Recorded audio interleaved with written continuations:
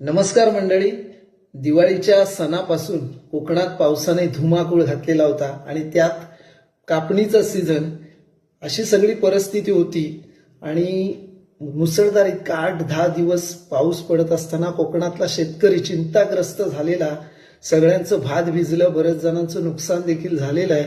पण मित्रांनो, या कोकणातल्या शेतकऱ्याची तरा ही वेगळीच आहे. किती नैसर्गिक संकट आलं तरी त्यावरती ठासून पुन्हा एकदा उभा राहणार असा हा कोकणातला शेतकरी आहे. तर या कोकणातल्या शेतकऱ्यासाठी माझे हे शब्द तुमच्यासाठी पर्यंत समर्पित करतोय.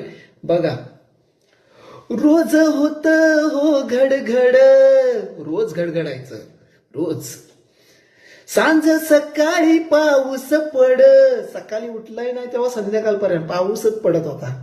रोज होत हो घडघड, सांज सकाळी पाऊस पड, या पावसाने आणली हो नड. यंदा पावसाने कोकणकरांना नड आणली. नड म्हणजे कशी शेती करायची आणि कसं काय करायचं हा प्रश्न कोकणी माणसासमोर आहे. या पावसाने आणली हो नड, कोकणी माणूस माझा मागे नाही सर, निसर्गाशी लढ. कोकणी माणूस हा साधा सुद्धा नाही, मागे तसा हरणार नाही, पडणार नाही. तो निसर्गाशी लढणार, पुन्हा एकदा तर भिजलेलं भात उलट पालट करणार, सुकवणार, आणि जर काही त्याच्या पदरी पडल तर घराशी नेणार. असा आमचा कोकणातला शेतकरी आहे. म्हणून रोज होत हो घडघड, सांज सकाळी पाऊस पड, या पावसाने आणली नड,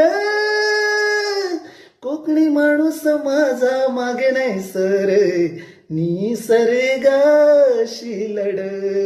तर मंडळी, या कोकणातल्या शेतकऱ्याचा असा हा लढा चाललेला आहे आणि या सगळ्या शेतकऱ्यांना हे शब्द माझे समर्पित आहे. शेअर करून टाका.